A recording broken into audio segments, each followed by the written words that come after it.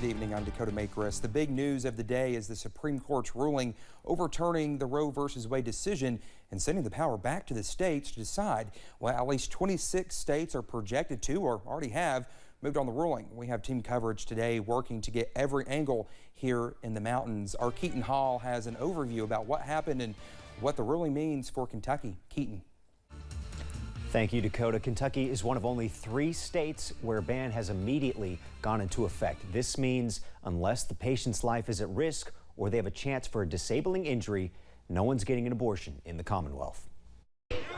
On Friday, the Supreme Court reached a landmark decision, voting to overturn Roe v. Wade. With this decision, abortion is no longer legal in Kentucky. Kentucky is also one of only 3 states where abortion is immediately banned and punishable by law. There was in 2019 a trigger bill passed in Kentucky which says that abortion would end in the state of Kentucky if Roe v. Wade was ever overturned.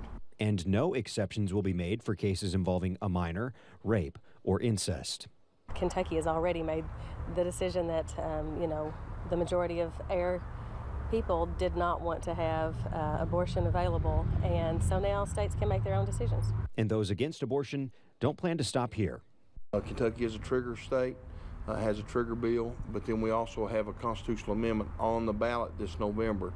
House Bill 2 will give Kentuckians the opportunity to vote on whether to approve a constitutional amendment declaring there is no state right to abortion. In my lifetime, there's never been a vote on the ballot for the people to decide whether we want abortion in Kentucky or not.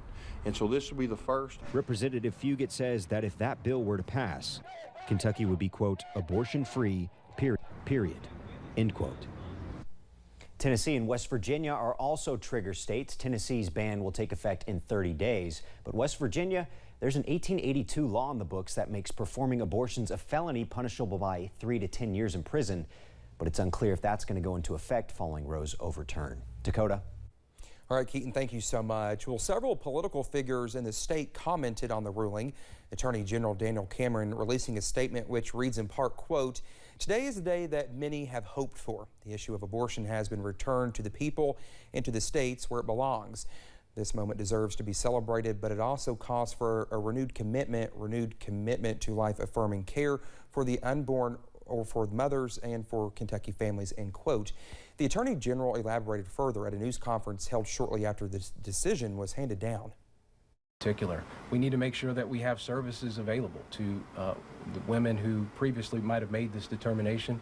We need to make sure that they feel like they have somewhere they can go to share their concerns, to share whatever angst that they might have about this decision.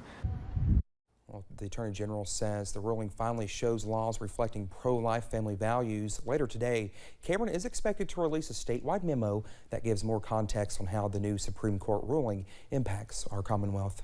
Senator Rand Paul says this Supreme Court decision is a monumental step to not only protect life, but also for the court to finally correct the mistake it made and return governance back to the people and their elected representatives. And Senate Minority Leader Mitch McConnell says the Supreme Court's ruling is, quote, courageous and correct. He released a statement saying American people get their voice back, adding, quote, the court has corrected a terrible legal and moral error. Congressman Andy Barr echoes Senator McConnell, saying the court delivered a historic victory for life.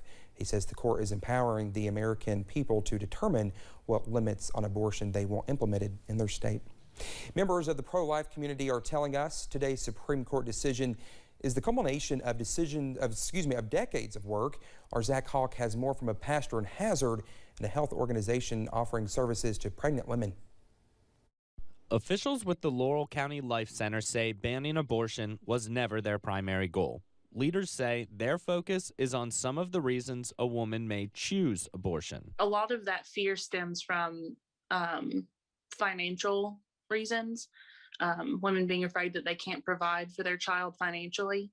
So they focus on addressing those financial concerns. We call it our baby boutique here at our center. We have clothing, we have diapers, wipes, formula bottles, really anything that a mother would need for her baby. The pastor at Maple Street Church of God talked to us about ending abortion as a mission through the lens of Scripture. I feel like this decision is a springboard to real revival in this country. Pastor Smith says his first instinct to hearing the court's decision was to be grateful. I'm thankful that to be a part of a generation that looks at life and says, you know, it's more important than that. He says he knows there will be negative action to the ruling, but he firmly believes, guided by his religion, that the decision was morally right. As for Taylor and the Laurel County Life Center, she says their work has just begun. True mission is really just to love on people, to just give them a listening ear, give them compassion and sympathy.